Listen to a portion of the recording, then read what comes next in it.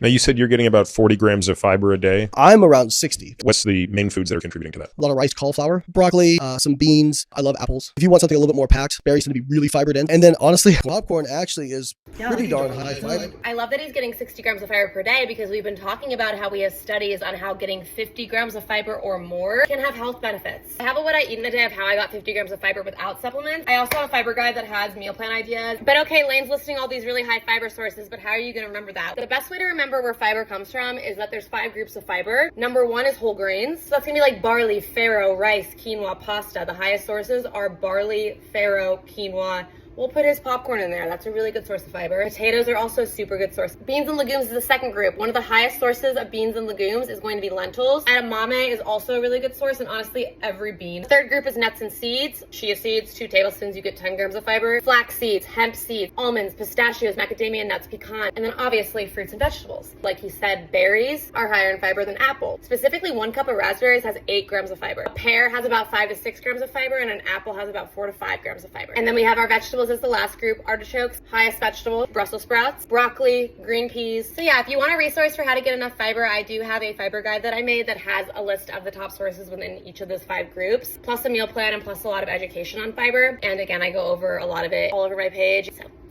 yeah, bye.